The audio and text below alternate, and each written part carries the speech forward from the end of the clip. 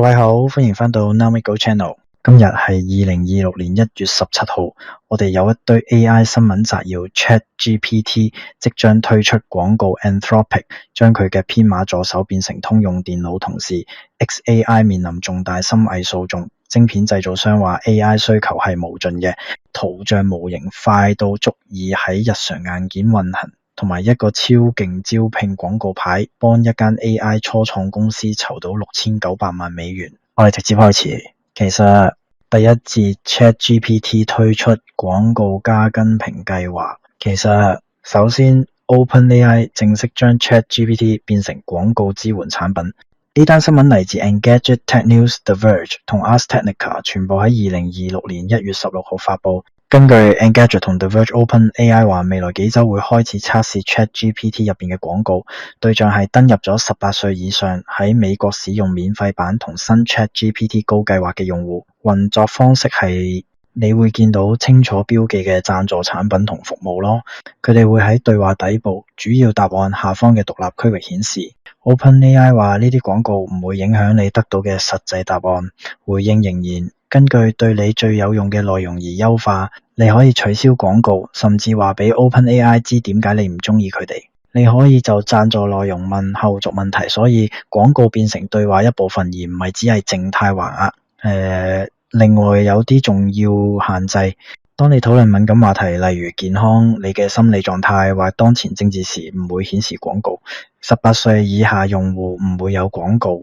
OpenAI 話會對廣告商保密你嘅 ChatGPT 對話，永不出售你嘅數據。你可以關閉廣告個人化同清除用嚟個人化廣告嘅數據，但係重點係呢個係更大商業轉變嘅一部分。Engadget、The Verge 同 Ars Technica 都強調 OpenAI 喺訓練同推理成本上燒緊數十億，所以佢哋同時做緊兩件事：一、加入廣告嚟補貼使用；二、推出同擴大一個更平嘅訂閱層級叫 ChatGPT Go。The Verge 報導話 ChatGPT Go 之前喺印度推出，之後擴展到約170個國家，而家全球推廣包括美國，每月8美元。Go 有咩俾你？比免費版高好多嘅速率限制，更多信息，更多檔案上傳，更多圖像生成，更好記憶同更長上下文窗口，所以 ChatGPT 可以記住更多過去對話，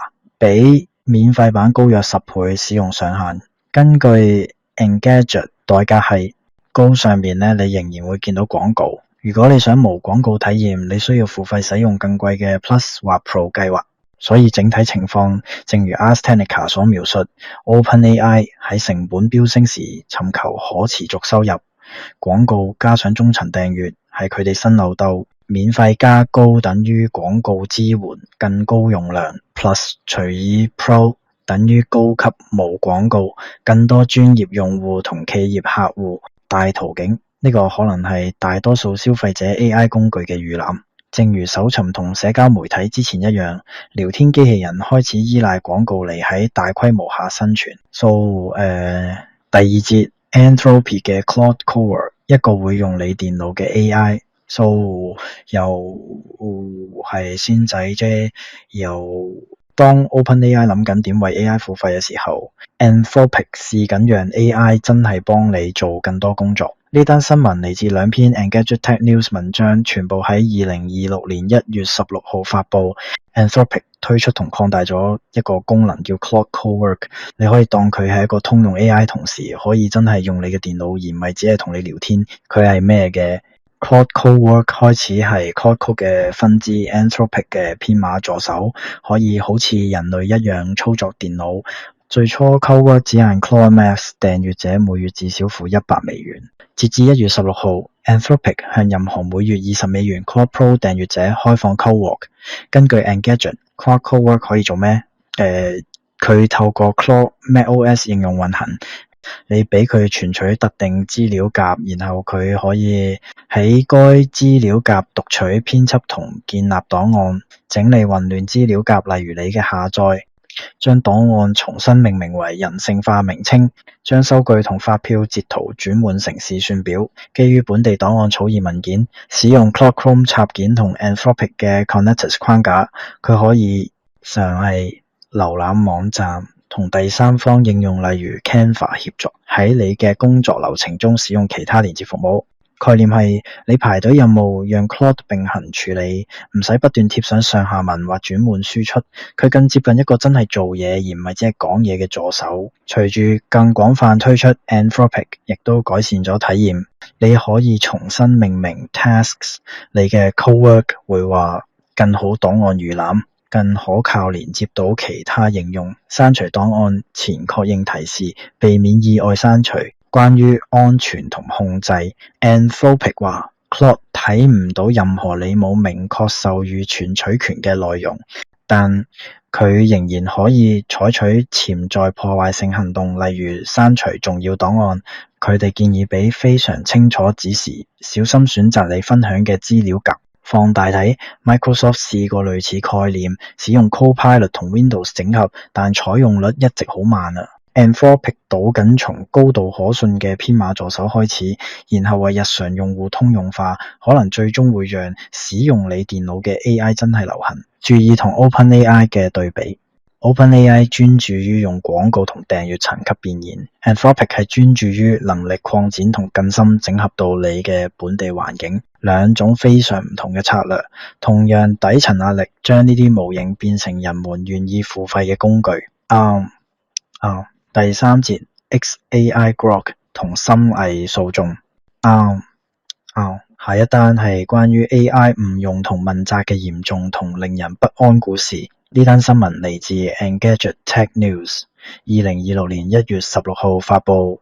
Ashley Sinclair 保守派政治策略師同 Elon Musk 其中一個孩子嘅母親正控告 XAI， 因為佢哋嘅 Grok 聊天機器人據稱生成咗未經同意嘅性化深偽圖像。根據 Engadget 報導，法院文件中嘅關鍵指控 Grok 生成咗 Sinclair 作為兒童同成人嘅深偽圖像，部分圖像據稱描繪佢作為兒童穿着細帶比基尼基於佢14歲時嘅照片，其他圖像顯示佢處於露骨姿勢，覆蓋體液或帶有瘀傷同受虐跡象。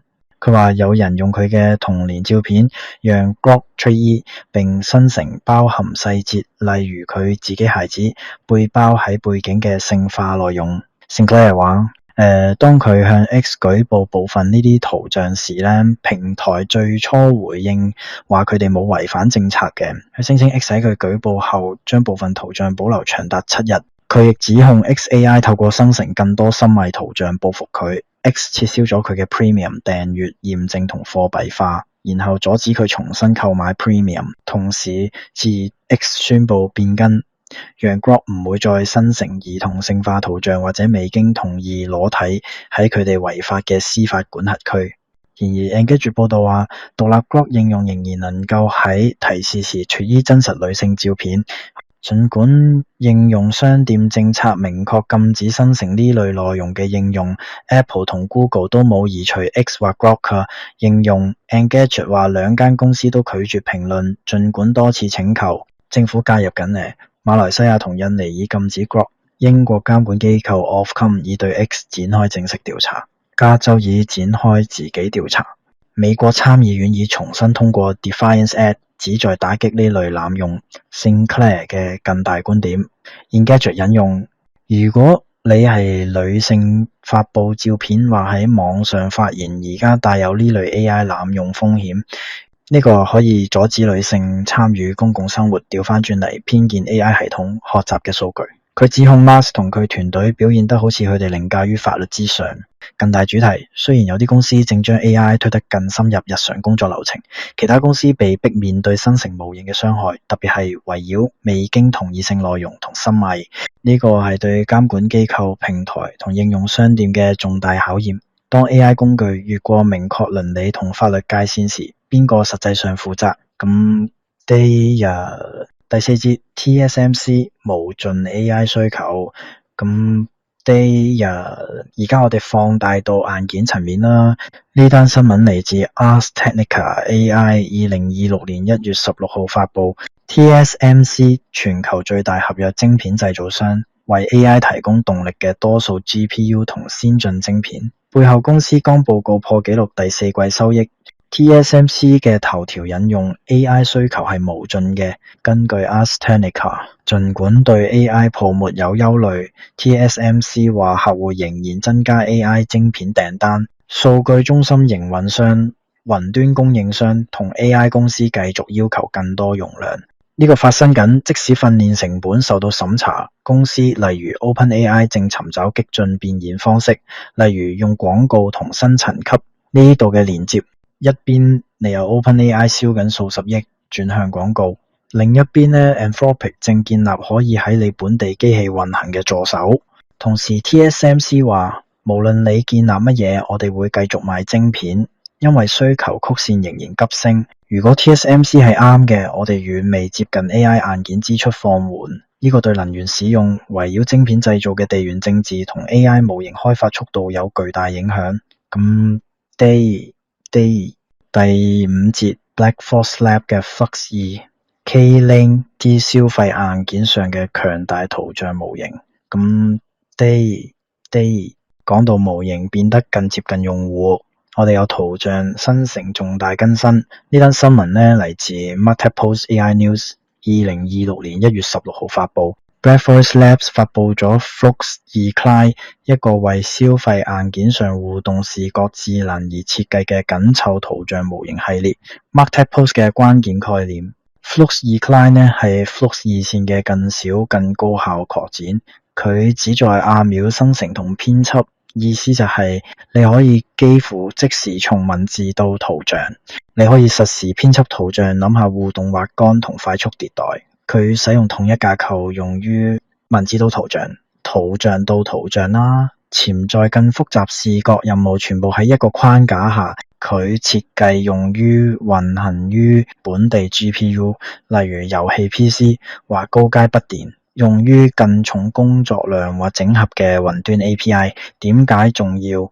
我哋正從大慢緊雲端模型移動到快速響應模型可以本地運行。呢個同 Anthropic 嘅 Claude Cowork 一致，更多 AI 智能生活喺你個人檔案同工作流程附近。當模型例如 Flux-E Client 變得更快更輕時，你可以想象實時視覺助手、互動設計工具啦。咁設備上啦 ，AI 唔需要將所有嘢發送到雲端啦。佢亦提出類似 Grok 故事嘅私隱同安全問題。如果強大圖像模型本地運行，監管佢哋點使用變得更困難，包括用於深偽。所以同一個技術進步，讓學園創意工具成為可能，亦都讓生成有害內容更容易。第六節 Listen Labs AI 面試病毒式廣告牌同$6900萬。最後我哋講下用戶研究中最有趣嘅 AI 初創公司之一。呢單新聞嚟自 VentureBeat 2026年1月16號發佈。Listen Labs 啱啱喺 Series B 輪籌到$6900萬，估值$5億。呢輪由 Ribbit Capital 領投 Eventic、Sequoia Capital、Conviction 同 Pear VC 參與。背景故事好瘋狂，創始人 Alfred Wolfors需要聘請超過100名工程師，同灣區報價競爭，包括報道話 Meta 同其他公司嘅$1億套餐幾乎不可能，所以佢用咗$5000約佢市場預算嘅20%喺三藩市一個廣告牌。廣告牌顯示睇起似隨機數字5個 AI 令牌自串。如果你解碼佢哋會帶你到編碼挑戰，建立一個算法作為 backend 嘅數碼保鏢。傳奇柏林夜店拒絕大多數人喺門口，數千人試咗，430人解決咗，有啲獲聘，贏家得到全額付費。柏林之旅。據 VentureBeat 呢個噱頭病毒式傳播喺社交媒體產生約500萬次觀看，佢幫助建立咗 Listen Labs 背後嘅精英技術團隊。所以 Listen Labs 實際做咩？VentureBeat 描述佢係一個 AI 平台，用於客戶面試，試緊收復$1400億市場研究行業中爛咗嘅嘢。核心問題係傳統量化調查快速同可擴展，但佢哋比假精確，人們猜測正確答案細微差別會丟失。外量呢，傳統質化面試啦，深入誠實有細微差別，但慢昂貴不可能擴展。Listen Labs 結合兩者，話一你用 AI 幫助建立研究，二 Listen 從約3000萬人全球小組招募參與者，三 AI 主持人進行開放式嘅影片面試，有後續問題，四平台分析所有嘢並提供即係關鍵主題精彩片段，適合高層嘅簡報同報告，重點係開放式對話而唔係多項選擇表格。根據 Warforce， 啲人喺影片對話中更誠實，佢哋更自由談論敏感話題，例如政治同心理健康，同埋 AI 可以好似真正研究員咁跟進等等。你係咪指邊個？你可以俾個例子嗎？但係有另一個大件事嘅詐騙。VentureBeat 報導市場研究世界充滿低質量或者完全假回應，啲人假裝係企業買家，機器人同點擊農場式參與者，公司付費買基本上係垃圾嘅數據。Listen Labs 建立咗佢哋叫質量守衛，佢交叉引用 LinkedIn 個人資料同影片回應，檢查人回答問題嘅一致性，標記可疑行為同模式。一個客戶 Emeritus 話佢哋舊調查回應約 20% 係欺詐或低質量，使用 Listen 呢個跌到幾乎零。真實世界用例 Microsoft 傳統研究需4地6週，使用 Listen 佢哋可以喺幾天，有時幾小時內獲得見解。佢哋用佢收集全球影片故事，關於 Microsoft 50週年 Copilot 如何幫助用戶。Simple Modern 飲品品牌大約1小時建立研究，咁佢哋1小時推出 2.5 小時內從120人獲得回饋。從我哋應該建立呢個嗎到我哋點推出呢個喺1天內，係 Chubbies 短褲品牌青年研究從5人增加到120參與者，24倍增長。 AI 面試發現孩子覺得短褲內襯粗糙，佢哋修復咗呢個產品線，變得好受歡迎。經濟角度 Warforce 引用 Jevons 悖論，當某事變得更便宜同更容易時，我哋唔會用更少，我哋用更多。當 AI 讓研究更快更便宜時，公司唔削減研究，佢哋運行更多。非研究員例如產品經理、市場人員、創始人而家可以運行自己研究。 Listen 背後團隊亦都值得注意，聯合創始人係德國競賽編程全國冠軍，曾為 Tesla Autopilot 工作。司儀約 30% 工程團隊係國際信息學奧林匹克獎牌得主，產生 AI 編碼初創 Cognition 創始人嘅同一個比賽。公司舊年從5名員工增長到40名，計劃今年達到150名。佢哋甚至聘請工程師做非工程角色，賭緊技術流暢性。喺 AI 時代，每個職能都至關重要。佢哋下一步去邊呢？合成客戶使用佢哋收集嘅所有面試來模擬客戶聲音，並運行假設情景。自動化行動不只推薦更改嘅助手，而係更新代碼，為風險客戶觸發折扣。實時調整產品體驗，佢哋話正建立防護欄，唔訓練客戶數據，自動清理敏感個人信息，檢測同移除與投資者工作時潛在重要非公開信息。VentureBeat 其中一個最有趣例子澳洲初創公司日間編碼，夜晚佢哋推出 Listen 研究針對美國用戶，過夜佢哋獲得影片回饋。喺第二日佢哋將佢輸入編碼工具，例如 Claude Code 並迭代，咁變成連續寫代碼同用戶講循環，但係兩邊都越嚟越自動化。佢係產品開發未來嘅一批，喺要端到端 AI 輔助，由持續高質量客戶回饋驅動，而唔係年度調查同偶爾焦點小組。佢話結尾主題同下一步去邊？我將所有嘢放埋一齊。今日新聞週期話俾我哋知，2026年早期嘅 AI 係咩？從 Engadget、The Verge 同 Ars Technica， 我哋見到 OpenAI 嘅商業現實，大規模計算成本，迫使新變現模型，例如廣告同近屏訂閱層級，免費 AI 變得更不免費。從 Engadget 對 Anthropic 嘅報導，我哋見到 AI 從瀏覽器移動到我哋實際台面同工作流程。